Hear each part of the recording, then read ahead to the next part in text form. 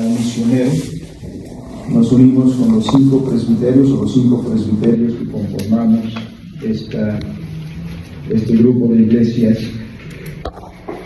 y nos unimos para celebrar que el Señor en su misericordia nos ha sustentado por 79 años. Estamos próximos a cumplir 80 y probablemente habrá un gran festejo para esta ocasión. Esperamos en el Señor.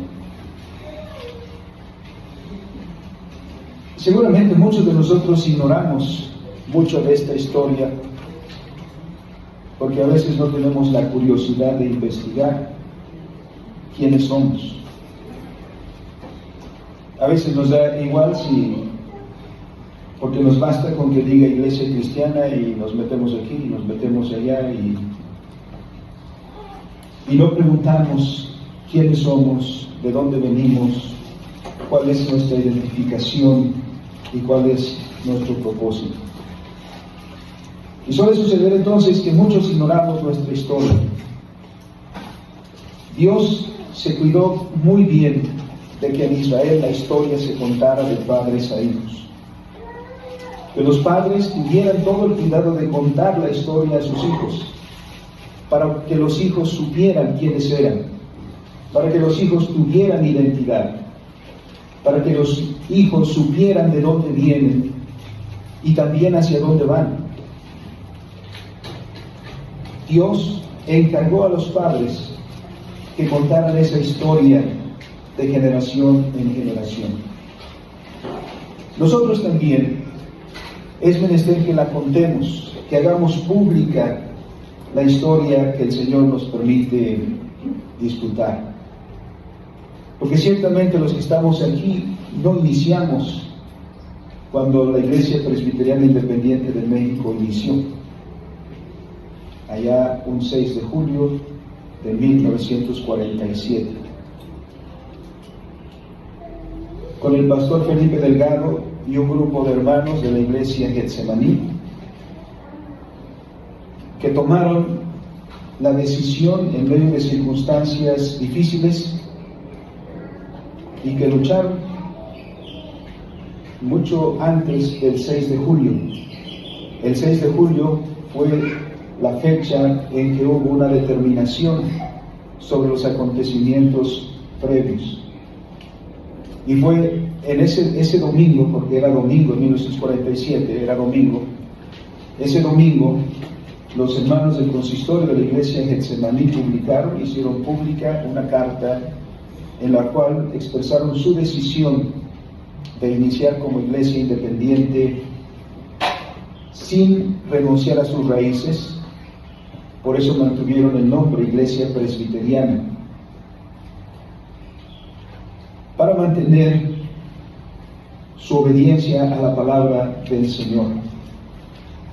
En aquel entonces era una iglesia 100% mexicana, su liderazgo era 100% mexicano.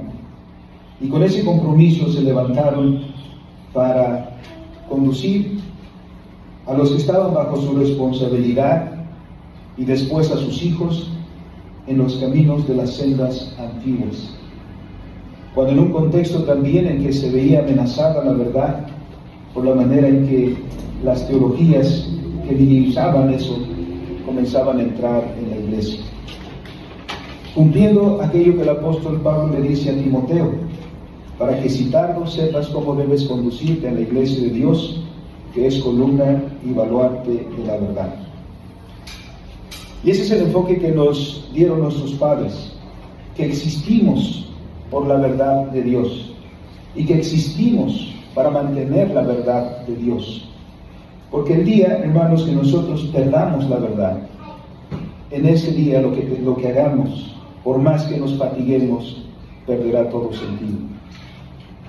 Es pues la senda que nuestros padres nos encaminaron y lo han guardado para sus hijos. Y nosotros sentimos el peso hoy en día de hacer ese trabajo, de mantenernos en la verdad, de ir una y otra vez al principio que dio origen a la reforma, sola escritura, solo la palabra de Dios. Han transcurrido 79 años desde aquellos eventos Y nuestros padres que iniciaron esta obra están ya en la presencia del Señor. No conozco a alguien que aún esté entre nosotros, si así fuera. Pero en estos 79 años, muchos de nuestros hermanos han ya escuchado estas palabras que todos anhelamos. Buen siervo fiel, sobre poco has sido fiel, entra en el gozo de tu Señor. Y damos gracias a Dios por ellos.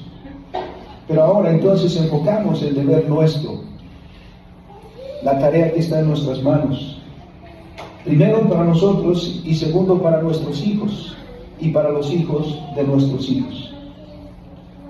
Porque el trabajo que hacemos no debe ser egoísta, enfocándose solo en nosotros, sino orando continuamente hacia nuestros hijos, y por eso relatamos la historia y por eso hacemos este alto, como son los actos celebrativos, cuando nos detenemos para celebrar, para recordar, para que encauce esto que estamos haciendo y a la vez nos preguntemos si seguimos en las mismas sendas que nuestros padres nos enseñaron. Porque el peligro es latente constantemente de que nos apartemos de los principios de la palabra. Dios nos guarde de eso y Dios nos mantenga firmes en sus caminos. Ese Dios del cual habla San Pablo, de quien son todas las cosas, por quien son todas las cosas y para quien son todas las cosas, es el Dios en quien creemos, es el Señor de la Iglesia y es el Señor al cual seguimos, que a lo largo de la historia se ha revelado como un Dios fiel, que a lo largo de la historia, no solo de nuestra historia, porque nosotros somos una porción de la Iglesia del Señor, no solo de nuestra historia, sino de la historia de toda su Iglesia, desde el Antiguo Testamento y en el trayecto del Nuevo Testamento, Dios se ha mantenido fiel. Decía Juan Calvino que la Iglesia es un milagro. Por supuesto que lo es, porque nosotros no la hemos hecho. La Iglesia no la hemos fundado nosotros. La Iglesia no es de nosotros. La Iglesia, en primer lugar, existe por la elección de Dios. Ninguno de nosotros estaría aquí, ninguno de nosotros formaría parte del pueblo si no fuera que Dios tuvo misericordia de nosotros. Nos llamó para ser suyos, constituyendo así un pueblo para que dé toda la gloria y toda la honra a Él y ande en los caminos de su voluntad. Por eso, en un momento celebrativo, así como dice el Salmo 103, un salmo de David, de este hombre también que vio los portentosos hechos de Dios en su vida. Porque cuando las Escrituras se refieren a Dios, no nos dan un concepto de Dios, no nos dan un concepto de la historia, no nos dan un concepto de la fidelidad de Dios, sino que estos hombres hablan desde la experiencia de haber vivido, de haber experimentado ellos mismos lo que significa la palabra de Dios y nuestro Señor mismo. Una referencia, por ejemplo, es el profeta Elías confrontando a los sacerdotes de Baal. Cuando Elías confrontó a los sacerdotes de Baal, dijo al pueblo: ¿hasta cuándo claudicaréis entre dos pensamientos? Si Jehová es Dios, id en pos de él, y si Baal es Dios, id en pos de él. Pero ¿hasta cuándo claudicaréis? Pero Elías no los retó a un debate teológico. El profeta no los llamó a ver quién tenía el mejor concepto de Dios, quién tenía una teología más pulida. No los retó así. Él los llamó y dijo: hagamos un altar cada uno de nosotros, ustedes hagan el suyo, yo haré el mío.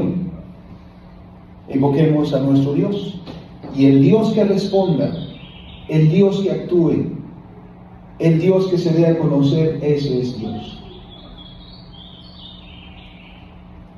No sé cuánto habría tardado Elías si da un discurso teológico, un gran discurso teológico, por más grande que hubiera sido, seguramente no convence.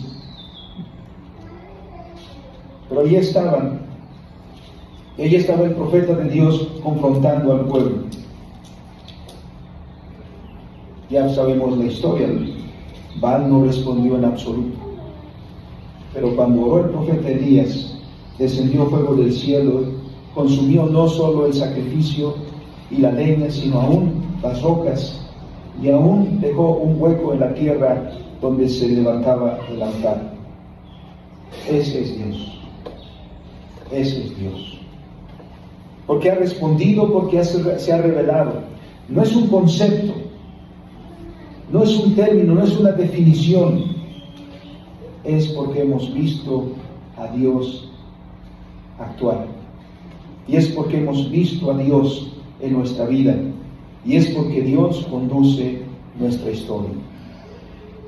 Y al hablar, hermanos, de Dios en el trayecto del tiempo que Dios nos da, es también, no para hablar en términos de una definición, de un concepto, de un gran discurso teológico, sino mirar cómo Dios, no diría nos ha acompañado, sino cómo Dios nos ha levantado, nos ha sustentado, nos ha guardado y nos ha traído hasta este día como pueblo suyo.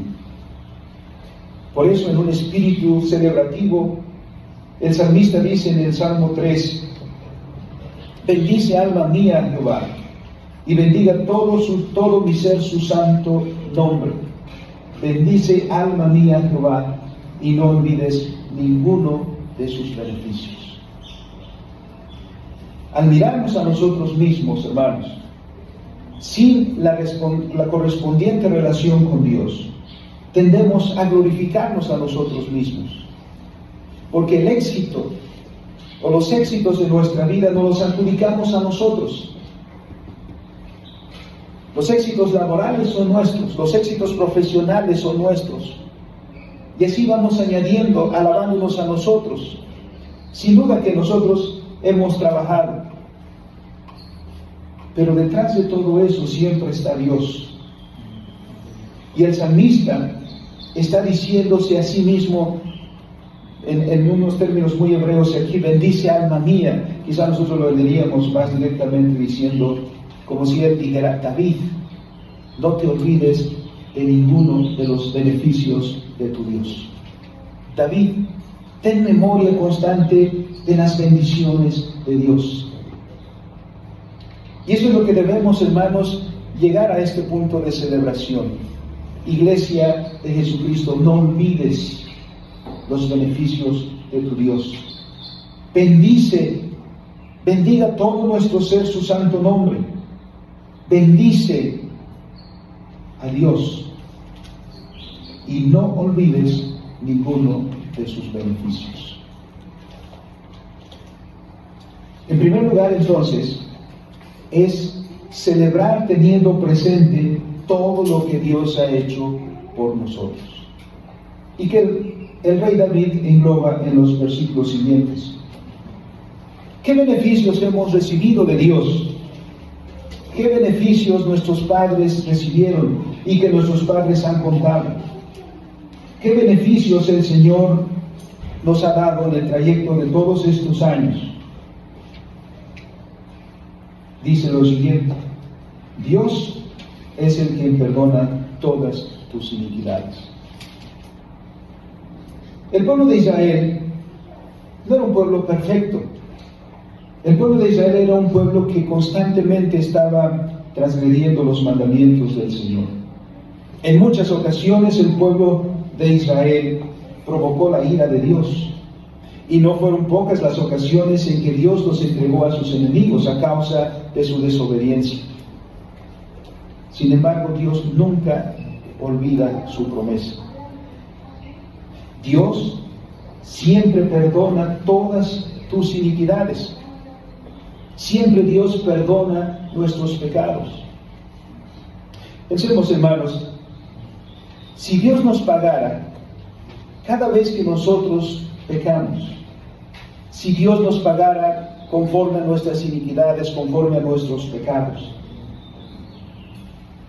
seríamos como el pueblo de Dios, el pueblo de Israel, cuando salió de Egipto con mano portentosa del Señor, y apenas había salido de Egipto y encontró la primera dificultad, el primer obstáculo delante de él, el Mar Rojo. ¿Y qué comenzaron a decir? Comenzaron a murmurar, comenzaron a hablar contra Moisés, que aquello había sido una trampa que los había llevado ahí para que muriesen ahí. ¿Cuántos portentos habían visto? Portentos grandiosos, manifestación del poder de Dios, y apenas habían salido de Egipto y estaban ya murmurando contra el Señor. Si en ese punto Dios paga conforme a sus iniquidades, es probable que ahí hubiera quedado el pueblo de Israel. Pero no fue la única ocasión. Apenas pasaron el Mar Rojo, celebraron el paso del Mar Rojo, y todavía estaban quizá tarareando los cánticos que habían entonado al pasar el Mar Rojo, y apenas van hacia un lugar y se acaba el agua, y otra vez están murmurando. No caminan mucho, se acabó el agua, el Señor les dio agua dulce para que saciaran su sed, y pronto se están quejando de que se acabó la carne, que se acabó el pan. Otra vez. ¿Cuánta paciencia nos ha mostrado el Señor en el tiempo? No debemos concluir que por el hecho que hemos vivido tanto tiempo es porque hemos hecho todas las cosas bien, sino más bien que hemos vivido tanto tiempo porque Dios ha perdonado siempre todas nuestras iniquidades. Y David dice, no se te olvide. Porque cuando se te olvida, la percepción que tienes de ti cambia. Pero no solamente es el que ha perdonado todas nuestras iniquidades, el que ha sanado todas nuestras dolencias. En momentos de aflicción, en momentos de adversidad, en momentos de desasosiegos, Dios ha sido nuestro consuelo y nuestro pronto auxilio. Dios ha sanado todas nuestras dolencias y lo sabe. Porque, hermanos, muchos de nosotros, el único tiempo cuando nos acordamos de Dios es cuando sentimos que el fuego llega, o las aguas llegan hasta el cuello. Solo buscamos a Dios cuando las cosas no son adversas. Solo venimos a Dios después de que hemos intentado todo por nosotros mismos y ya nos dimos cuenta que no funciona. Y Dios se convierte en nuestro último recurso, cuando debería ser el primero. Pero Dios ha mostrado entonces que al trayecto del tiempo, Él ha sanado todas nuestras dolencias. Él es el que ha rescatado nuestra vida del hoyo. Es el que nos ha coronado de favores y de misericordias. Es el que sacia de bien tu boca de modo que te rejuvenezcas como el águila. Es Dios, hermanos, el que nos ha acompañado en todo ese trayecto. A veces nosotros decimos que hemos caminado todo este trayecto. ¿No habrá muchas ocasiones en que en lugar de caminar hemos sido cargados? Que no hemos caminado, sino que Dios nos ha llevado en sus manos. Porque en muchos de estos momentos caminar no pudimos. Las aflicciones, las luchas. Porque ser el pueblo del Señor, hermanos, no es un lecho sobre rosas. Porque ser el pueblo de Dios implica una tarea de restauración. Mirando a la historia, mirando hacia atrás, para que puedas valorar lo que tienes hoy, para que puedas entender quién eres hoy, mira hacia atrás y no olvides ninguno de los beneficios que Dios ha derramado en tu vida. Que el solo hecho de que estemos hoy es por la gracia de Dios, es que Dios ha sustentado, es que Dios ha guardado, es que Dios nos ha preservado por todos estos años. Y eso que nos revela que si nosotros no hemos guardado la fidelidad al pacto, existimos porque Dios sí ha sido fiel a su palabra, porque Dios sí ha sido fiel al pacto.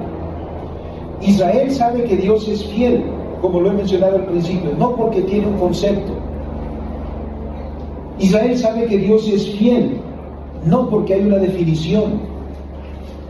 Israel sabe que Dios es fiel porque lo ha visto en su vida, en sus aflicciones, en sus dolencias.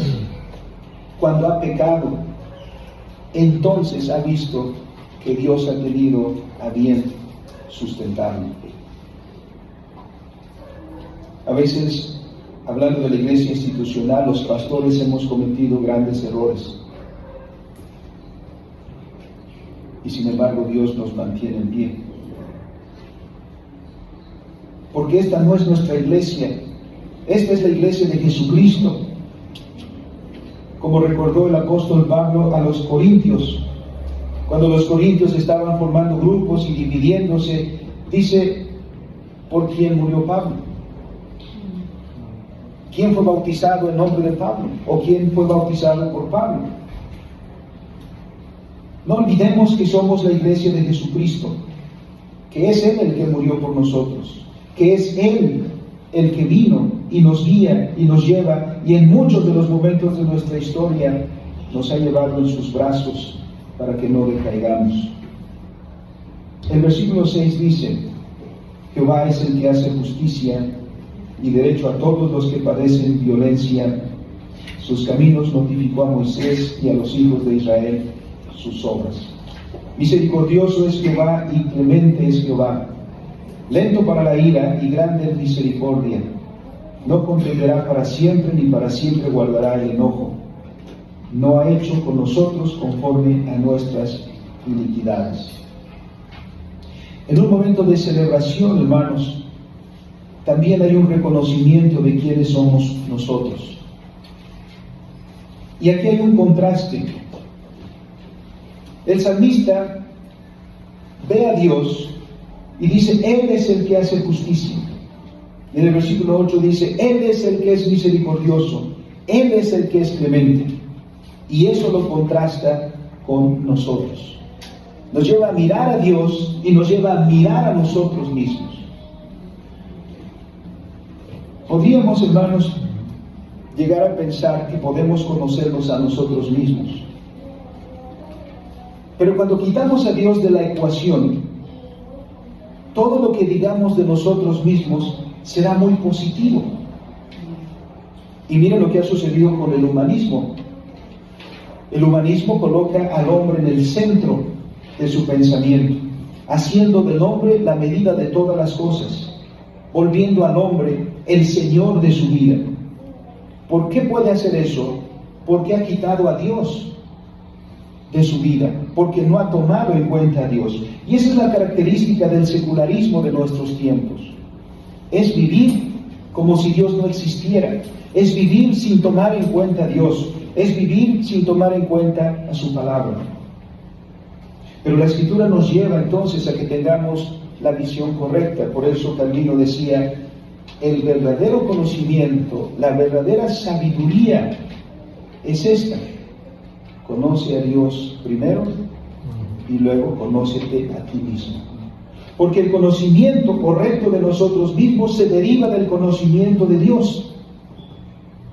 Y cuando conocemos a Dios, que es el que hace justicia, cuando conocemos a Dios, que es el misericordioso, cuando conocemos a Dios, que es clemente, de hecho, estas tres cosas, justicia, misericordia y clemencia, son en relación a quien somos nosotros. Por eso dice, no ha hecho con nosotros conforme a nuestras iniquidades. ¿Cuántas veces nosotros, hermanos, nos quejamos de los demás? Y a veces llegamos a decir, es insoportable. Ya nos cansamos. El alumno cansa al profesor. Los hijos a los padres. Nos cansamos, llegamos a fastidiarnos y dice, ya no te soporto. No hemos reparado en que también nosotros quizá hemos sido insoportables. Yo compadezco a Moisés en muchos de los momentos de la historia del Éxodo. Pobre Moisés, todo el pueblo se le viene encima. Su suegro lo notó y dice: Moisés, si sigues con ese ritmo de vida, te vas a acabar en pocos años. ¿Qué asuntos no estarían viniendo a Moisés una y otra vez? ¿Se acabó el agua? ¿A quién vamos? A Moisés. ¿Se acabó la carne? ¿A quién vamos? A Moisés. Y Moisés podría decir: ¿yo qué? Yo no traigo un tinaco detrás de mí, una cisterna detrás de mí. Pero todo el mundo viene y dice: Moisés, y Moisés esto, y Moisés lo otro, y Moisés lo demás. Entiendo hasta ese punto a Moisés, que digo: ¿qué pueblo es este? Y cuando Dios le dice: ve y darles agua, que Moisés diga: quédense, pues vengan entonces, tómense, ahí está, ahóguense al agua, ahí está el agua. Esa es una reacción muy nuestra, muy humana. Muestra del cansancio, del fastidio que ha sido este pueblo que se ha revelado una y otra y otra y otra vez. Pensemos un poco, hermanos. ¿Qué fastidio hemos sido nosotros para Dios? Lo reconoce el salmista diciendo: Dios no ha hecho con nosotros conforme a nuestras iniquidades. Dios no ha sido con nosotros como debía haber sido en justicia.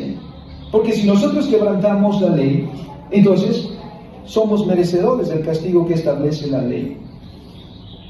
Porque en muchos casos nosotros sí, para aplicar la ley somos buenos, pero para que la ley se nos aplique a nosotros, la tratamos de estirar lo más posible.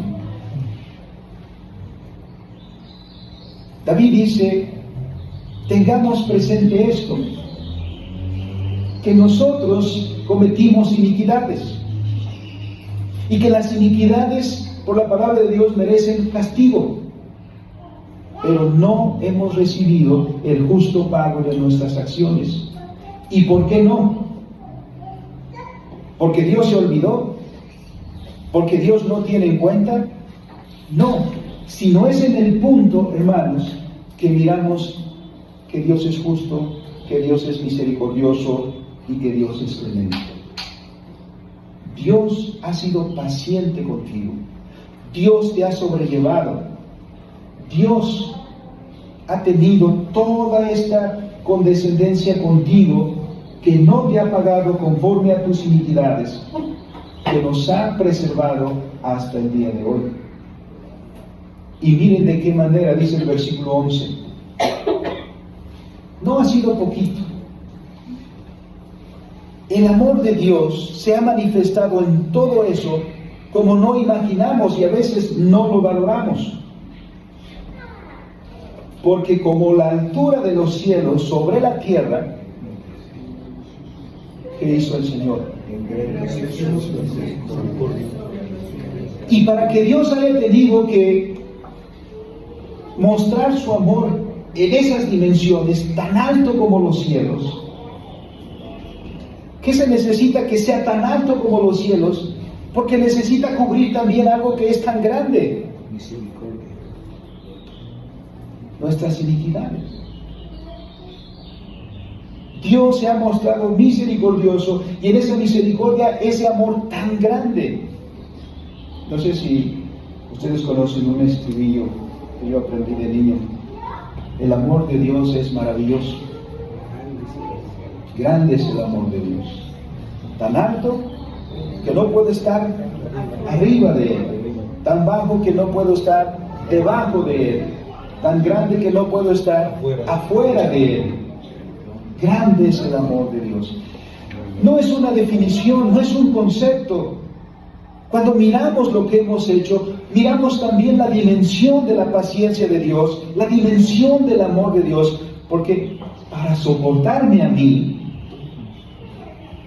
para amarme a mí, que a veces yo mismo me caigo gordo,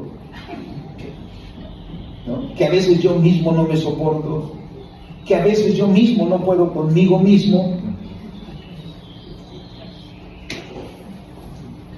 Dios muestra su amor y su misericordia conmigo.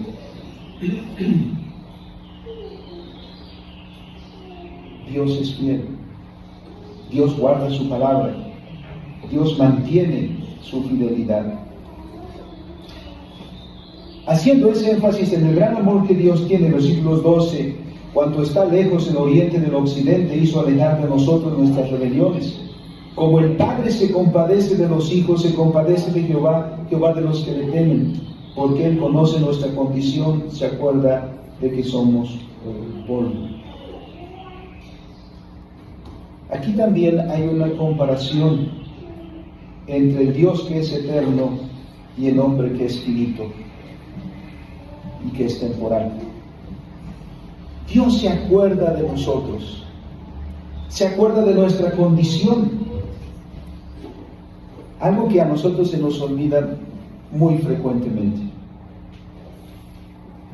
¿Por qué Dios nos hizo del polvo de la tierra? Y sin embargo, dice la Escritura, nos dio grandeza. A nosotros nos gusta enfatizar la grandeza, porque olvidamos de dónde venimos. Si tuviéramos presente de dónde venimos, nos humillaríamos, porque ¿qué es lo que somos nosotros? Polvo. A veces se nos olvida cuando el Señor nos da bendición y avanzamos y tenemos prosperidad, que eso también viene de Dios. A veces se nos olvida y nos volvemos soberbios y nos volvemos orgullosos, como si siempre hubiéramos sido, como si siempre hubiéramos tenido. ¿No nos acordamos cuando andábamos a pie?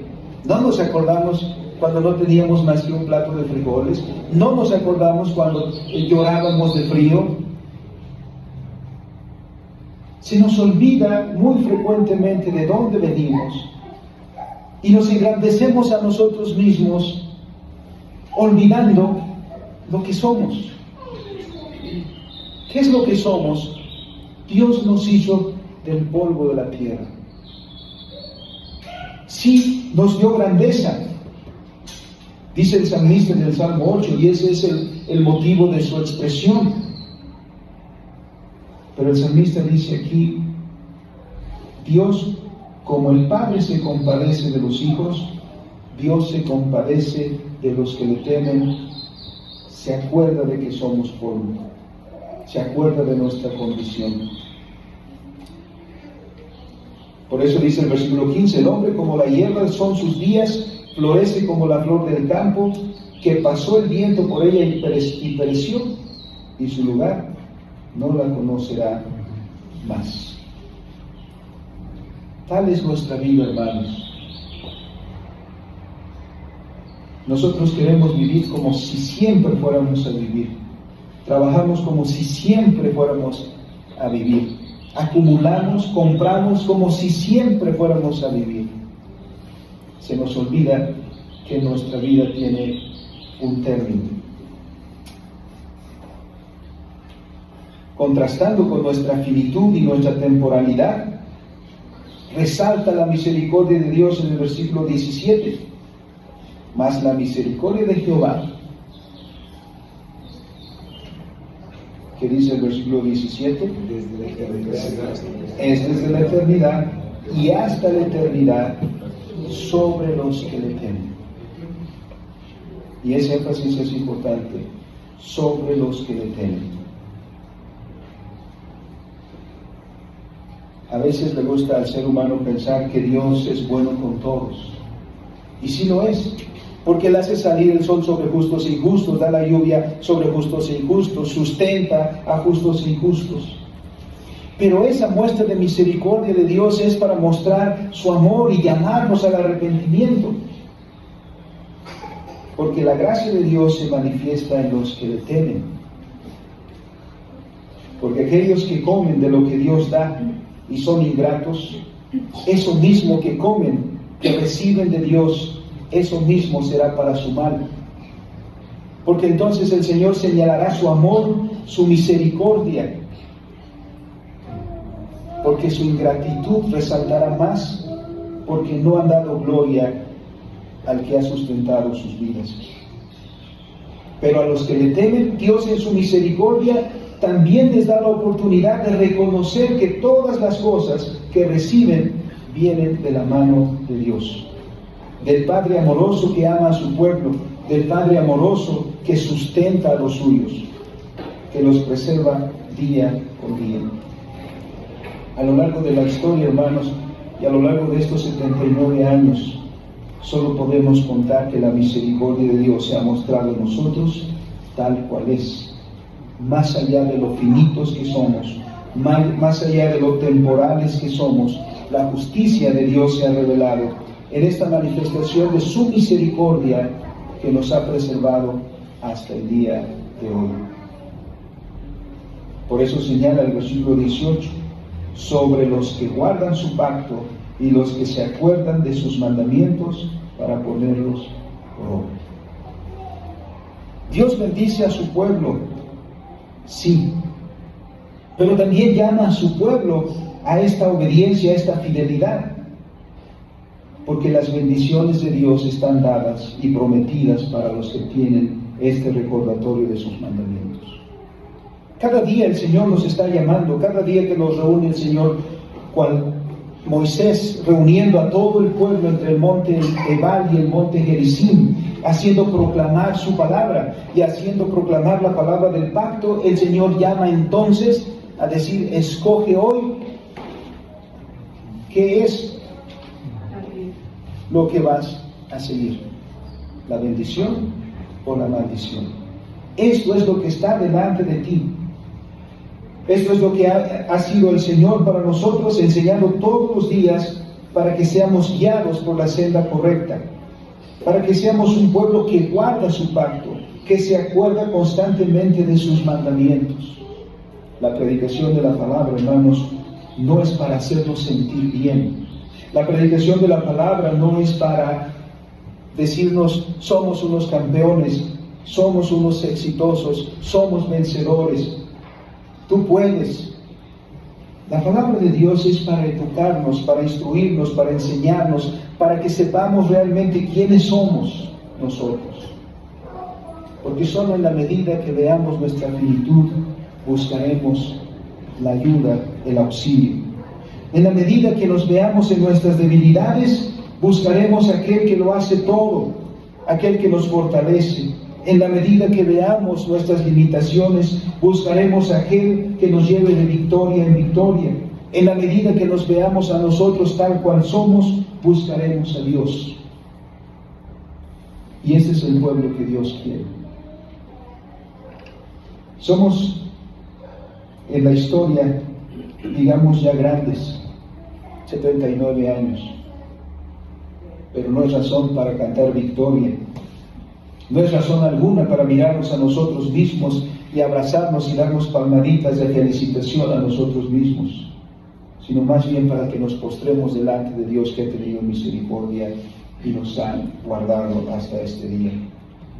Pero sí en este llamamiento de recordarnos que los que guardan su pacto, los que se acuerdan de sus misericordias, de sus mandamientos y los ponen por obra.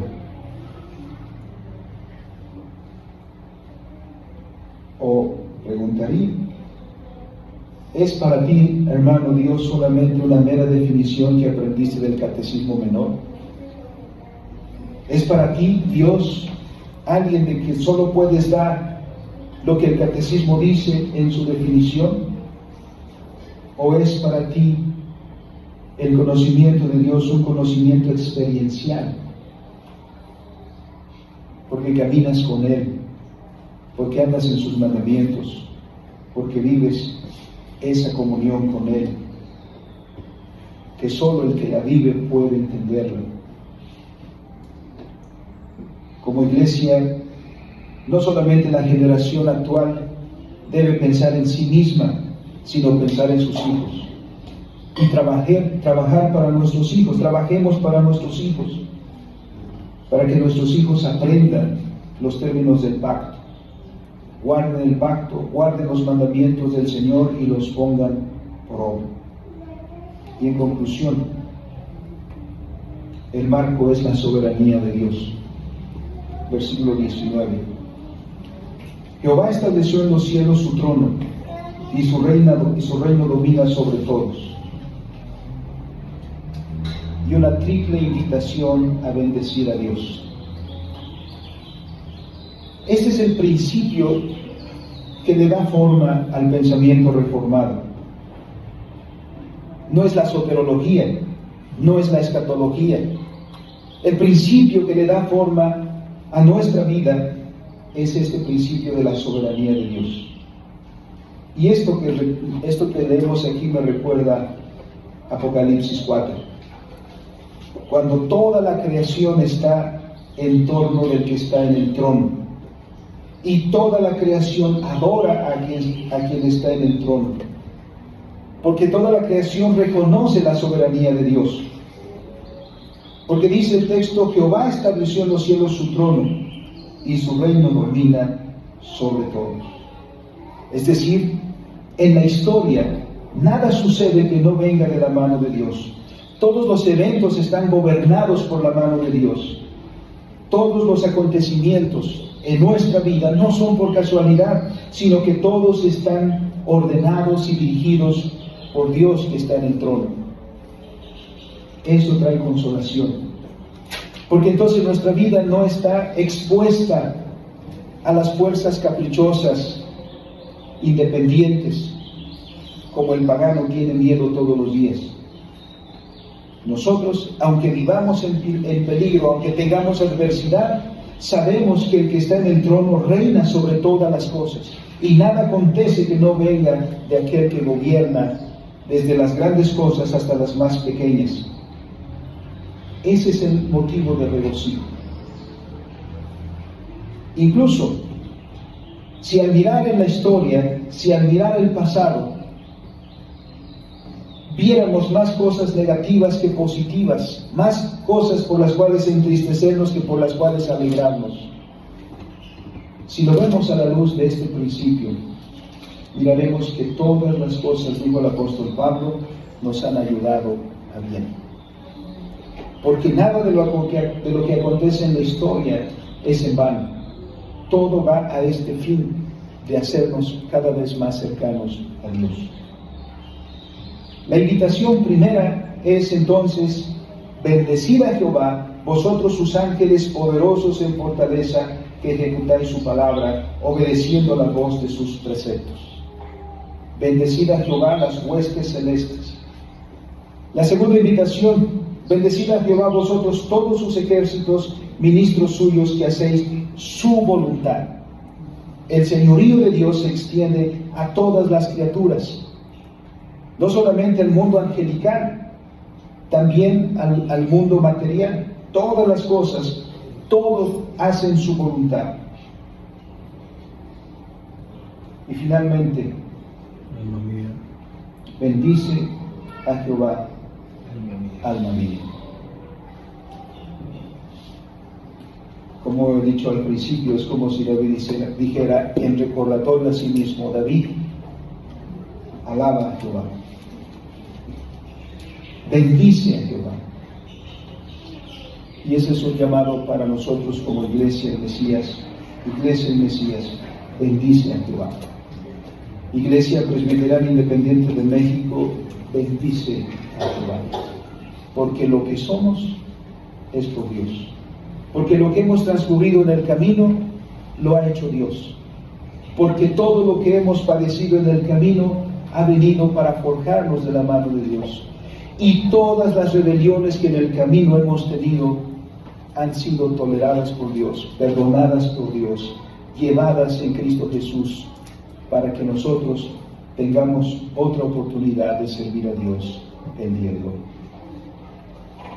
Dios nos bendiga y nos guarde, y Dios haga prosperar la obra de nuestras manos, y Dios nos permita, hermanos, crecer en el conocimiento de Dios para hacer la obra que Él demanda de nosotros. Vamos a orar. Bendito y soberano Señor, te damos gracias porque has sido bueno con nosotros, porque has tenido a bien, Señor, darnos 79 años en los que, Padre, hemos aprendido a escuchar tu palabra. Bien que en muchas ocasiones también hemos sido rebeldes, desobedientes. Tú has tenido misericordia de nosotros, Señor, y nos has guardado, y nos has sobrellevado con paciencia, Señor. No nos has dado conforme a nuestras iniquidades, has preservado tu palabra. En todo esto, Señor, te has dado a conocer a nosotros como el Dios fiel que eres. De allí descansamos, Padre. No son nuestras fuerzas, no son nuestras capacidades, no son nuestras buenas intenciones en las cuales iremos más allá de la muerte, sino es en ti, Señor, en tu misericordia, en tus bondades, porque tú eres el que nos llevarás aún más allá de la muerte. Señor, bendice a esta tu iglesia, que tiene una gran responsabilidad, Señor, de predicar tu palabra con fidelidad. Te rogamos por nosotros y por nuestros hijos, y por los que vienen después de nosotros, Señor, para que cuando nosotros ya no estemos, sigan predicándose los principios que hemos aprendido, Señor. Te lo suplicamos, Padre, por Cristo nuestro Señor. Amén. Amén.